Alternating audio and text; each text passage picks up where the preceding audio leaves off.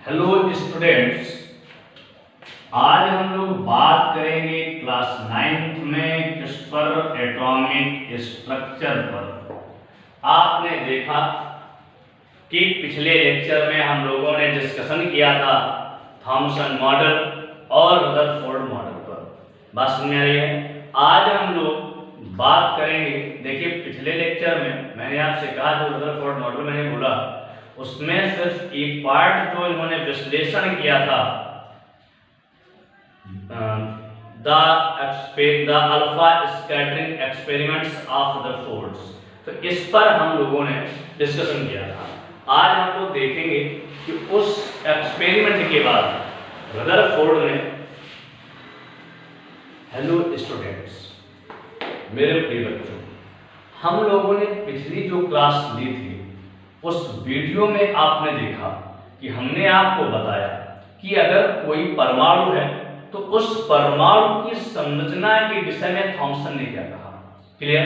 हमने आपसे कहा, थॉमसन ने बताया था कि कोई भी परमाणु हो उस पर जो पॉजिटिव चार्ज होगा वो बराबर रूप से क्या होता है, बटा होता है, और नेगेटिव चार्ज उसमें क्या होता है, ऐसे धसा होता है जैसे तरबूज में बीज। बात समझ आ रही है? मैंने कहा था इस वजह से इस मॉडल को क्या कहते हैं, तरबूजीय मॉडल। उसके बाद हमने आपको पढ़ाया था रदरफोर्ड का अल्फा प्रकीर्णन प्रयोग। Clear? Alpha scattering experiments of Rutherford, right? वहां पर हमने आपसे बताया था कि अगर हम किसी गोल्ड की लेयर ले लें या हम क्या करें, गोल्ड का एक एटम ले लें और उस पर अल्फा पार्टिकल्स की बम्बार्ड कराएं, तो हम उसमें देख रहे थे, एक्सपेरिमेंट में देखा गया है कि कुछ अल्फा पार्टिकल्स क्रॉस करके एटम्स को कहां निकल जाते हैं, बाहर।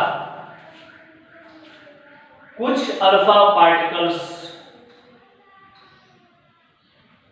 जो तक जाते हैं अल्फा उसमें गोल्ड एटम पर, वहां टकराकर अपने पथ से विचलित हो जाते हैं। बात समझ आ रही है?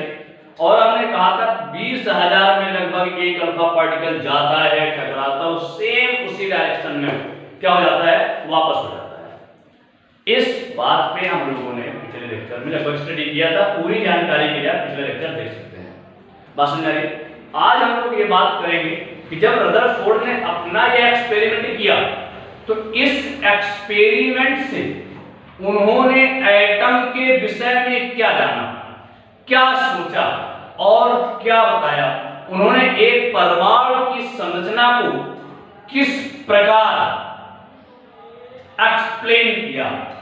तो रदरफोर्ड ने बताया कि कोई भी परमाणु है, जो परमाणु होता है, एटम जो होता है, ध्यान दें, उन्होंने कहा यह किससे मिलकर बना है, इलेक्ट्रॉन और प्रोटॉन से।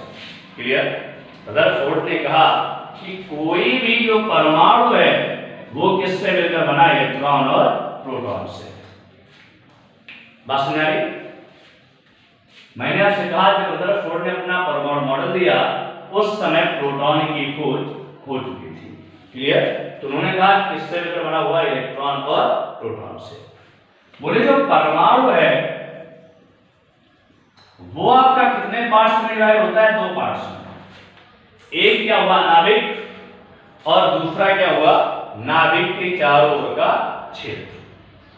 अब ये नाभिक की बात कहां से है, तो हमने आपको बताया था अल्फा प्रकीर्णन प्रयोग में कि जब कोई अल्फा पार्टिकल्स गोल्ड के एटम से टकराता है बिल्कुल सेंटर पर, तो उसी रास्ते से क्या हो जाता है, वापस। तो इन्होंने बताया कि किसी परमाणु का संपूर्ण धनावेश परमाणु के अंदर इस छोटी सी डिजाइन में, छोटी सी एरिया में स्थित होता है, और उसी को इन्होंने क्या कहा, नाभिक। इन्होंने कहा परमाणु 2 भाग में बटा है, एक नाभिक न्यूक्लियस और दूसरा नाभिक के चारों ओर का ये क्षेत्र। बात समझ आ रही है? नंबर 3 बात उन्होंने क्या बताया, देखिए इन्होंने कहा जो नाभिक है परमाणु का, वो परमाणु के संपूर्ण आकार की तुलना में बहुत छोटा होता है। क्या होता है? बहुत छोटा होता है। राइट। आपको बता दें कि जो परमाणु का आकार, साइज ऑफ एटम जो देखा गया वो कितना देखा गया? 10⁻⁻10 मीटर। क्लियर? और जो नाभिक का आकार देखा गया, नाभिक का आकार वो देखा गया आपका 10⁻⁻15 मीटर। कितना देखा गया? 10⁻⁻15 मीटर। मेरी बात समझ आ रही है? हमने आपसे कहा कि कुछ किताबें या जो पहले प्रिंटेड थी है, मान लीजिए, उनमें लिखा है कि परमाणु का आकार 10⁻⁸ मीटर, 10⁻⁸ मीटर, और नाभिक का आकार 10⁻⁻13 मीटर लिखा हुआ है। नाभिक मिलेगा 10⁻⁻13 मीटर। तो हम कहीं दोनों में से किसी की बात करें, जनरल इसको लेकर चलते हैं। तो यहां पर हम देखते हैं, अब आप कहेंगे सर यहाँ -15 लिखा, यहाँ -10 है। अभी आपने कहा कि नाभिक का आकार छोटा होता है, लेकिन यहाँ हम देख रहे हैं कि 15 बड़ा है। तो नहीं, आप मैथ में पढ़े हैं छोटी क्लासों में कि माइनस में जो वैल्यू जितनी ज्यादा होती है वह वैल्यू उतनी ही क्या होती है? कम। बात समझ आ रही है? तो -15 छोटा है कंपैरिजन टू -10। मेरी बात समझ आ गई? मैं क्या कह रहा हूं आपसे? तो यहां पर इन्होंने कहा, अब देखिए अगर हम इसमें से देखें तो हमारे पास इकाई, दाई, सैकड़ा, हजार, 10,000 और लाख, 1,00,000 गुना बड़ा होता है। कौन? परमाणु। किससे? नाभिक से। बात समझ आ रही है? कितना गुना बड़ा होता है? 1,00,000 गुना बड़ा होता है। राइट। ये तो जनरल बात हो गई। अब नंबर 3 बात क्या बताई? इन्होंने बताया कि किसी नाभिक के चारों ओर, न्यूक्लियस के अराउंड में, समझिए जैसे नाभिक हुआ, बोले इस नाभिक के चारों ओर जो इलेक्ट्रॉन है वह सर्कुलर ऑर्बिट में, वृत्ताकार कक्षाओं में लगातार क्या लगाता है? चक्कर। देखिए आपकी बुक्स में लिखा है कि रदरफोर्ड ने ऐसा कहा कि किसी परमाणु के नाभिक के चारों ओर वृत्ताकार कक्षाओं में इलेक्ट्रॉन क्या लगाता है? चक्कर। राइट। लगातार क्या लगाता है? चक्कर। ये बात किसने बताई? रदरफोर्ड ने। लेकिन इनका यही थर्ड रूल बताई, और भी बातें, लेकिन वो हम लोग बोहर मॉडल में कवर करेंगे। हम लोग जनरली यहाँ पर जो इंपॉर्टेंट बात है उस बात पर डिस्कशन कर रहे हैं कि इन्होंने कहा कि किसी भी नाभिक के चारों ओर वृत्ताकार कक्षाओं में इलेक्ट्रॉन क्या लगाता है? चक्कर। लेकिन हम आपको एक बात बताएं,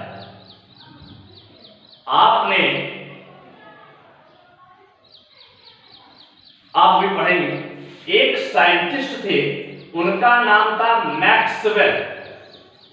क्या नाम था? मैक्सवेल। मैक्सवेल ने क्या बताया? मैक्सवेल ने बताया कि अगर कोई आवेशित पार्टिकल, कोई भी आवेश, आप जानते हैं दो प्रकार का होता है, प्लस और माइनस। उन्होंने कहा अगर कोई आवेशित पार्टिकल, मान लीजिए हम प्लस की बात करते हैं, ये प्लस पार्टिकल हो गए, कोई भी आवेशित पार्टिकल प्लस मान लीजिए, विपरीत आवेशित पार्टिकल के चारों ओर चक्कर लगा रहा है, मतलब अगर धनावेश है तो ऋणावेश के चारों ओर चक्कर लगा रहा है, ऋणावेश है तो धनावेश के चारों ओर चक्कर लगा रहा है। मतलब विपरीत आवेशित पार्टिकल या कण किसी दूसरे विपरीत आवेशित पार्टिकल के चारों ओर क्या लगा रहा है? चक्कर। तो लगातार ऊर्जा का क्या करता है? ह्रास, उत्सर्जन करता है। क्या करता है? उत्सर्जन करता है। ये बात किसने कही? मैक्सवेल ने, कि अगर कोई आवेशित कण विपरीत आवेशित कण के चारों ओर लगातार क्या लगाता है, चक्कर, तो वह पार्टिकल ऊर्जा का क्या करता है, उत्सर्जन। ये बात किसने कही, बोलिए, मैक्सवेल। कि कोई भी चार्ज पार्टिकल अगर अपोजिट चार्ज पार्टिकल के अराउंड में लगातार मूव कर रहा है तो एनर्जी क्या करता है, वो लॉस करता है। तो अगर हम रदरफोर्ड की बात को समझें तो इन्होंने कहा कि जो न्यूक्लियस है, वरना ध्यान दीजिए, बोरन न्यूक्लियस में नाभिक में पॉजिटिव चार्ज होता है और इलेक्ट्रॉन पर प्रूव हुआ थॉमसन द्वारा नेगेटिव चार्ज होता है। तो इन्होंने कहा नाभिक के चारों ओर राउंड कौन कर रहा है, इलेक्ट्रॉन। तो अगर ये इलेक्ट्रॉन राउंड कर रहा है तो मैक्सवेल के अकॉर्डिंग ये लगातार ऊर्जा क्या करेगा, ये बताइए, त्याग करेगा। अब अगर ये ऊर्जा डोनेट कर देगा तो ऊर्जा निकालता जाएगा तो एक ऐसी कंडीशन आ जाएगी कि ये इलेक्ट्रॉन की ऑर्बिट से क्या हो जाएगा, क्या हो जाएगी, लास्ट में एनर्जी जब लॉस कर देगा तो जब ये ऑर्बिट खत्म हो जाएगी तो अंततः कहां आ जाएगा, न्यूक्लियस में, आइटम डिस्ट्रॉय हो जाएगा। लेकिन ऐसा होता नहीं है और इस बात की रदरफोर्ड ने व्याख्या भी नहीं की, इस बात का कोई उन्होंने रीजन भी नहीं दिया कि अगर इलेक्ट्रॉन मूव कर रहा है न्यूक्लियस के चारों ओर, नाभिक के चारों ओर, तो नाभिक उसकी ऑर्बिट मतलब एनर्जी लॉस करके नाभिक में क्यों नहीं गिरता, इस बात को नहीं बताया।